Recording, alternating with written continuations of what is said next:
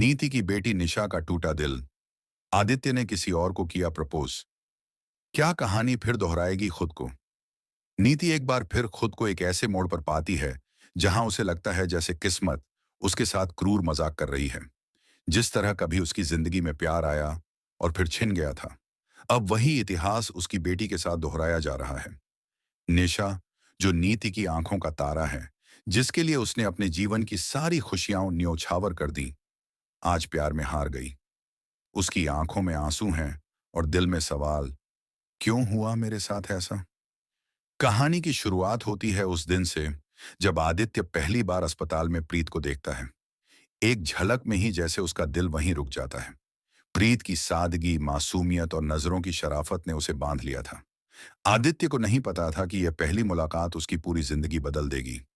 वहीं दूसरी ओर निशा, जिसे आदित्य के प्रति अपने दिल की धड़कनों का एहसास बहुत पहले से था, हर रोज खुद को उसके और करीब लाने की कोशिश कर रही थी। वो सज धज कर आदित्य के आसपास मंडराती, उसे छोटी छोटी बातों में दिल की गहराई जताने की कोशिश करती। पर आदित्य, उसकी नजरों में सिर्फ प्रीत थी। नीति ने अपनी बेटी को राजकुमारी की तरह पाला था। उसे वह सब कुछ दिया जो वह खुद कभी नहीं पा सकी, प्यार, पैसा, पावर। लेकिन शायद यही उसके गर्व का कारण भी बन गया।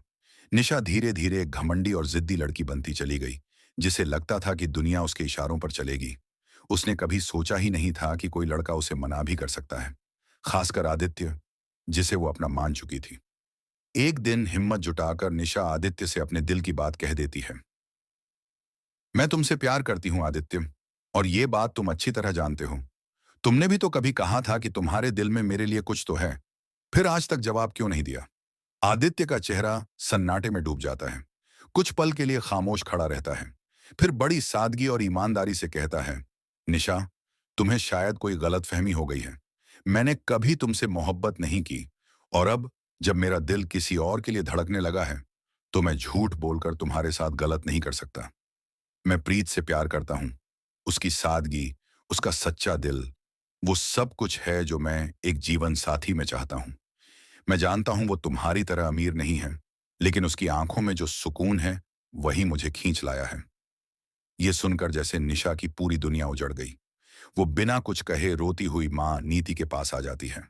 फूट फूट कर कहती है, माँ, आदित्य ने मुझे छोड़ दिया, किसी और का हाथ थाम लिया।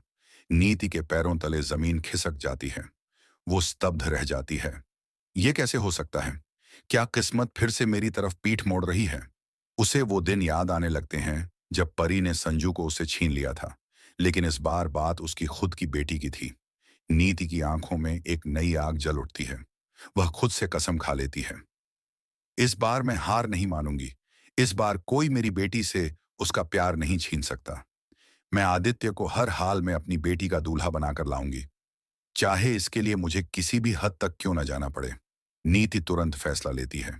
वो आदित्य के परिवार से जाकर रिश्ता मांगेगी, लेकिन वह नहीं जानती कि आदित्य के दिल में अब सिर्फ और सिर्फ प्रीत के लिए जगह है। दूसरी ओर प्रीत खुद उलझन में है। उसे नहीं पता कि आदित्य की भावनाएं कितनी गहरी हैं।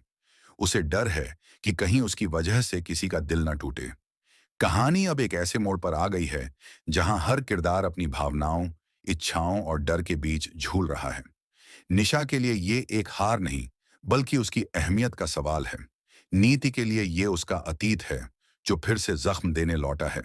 और आदित्य, उसके लिए ये प्यार की उस पहली ईमानदार कोशिश का नाम है जिसे वो किसी भी कीमत पर खोना नहीं चाहता। क्या नीति अपने इरादों में कामयाब हो पाएगी? क्या आदित्य अपने प्यार को पाने में सफल होगा?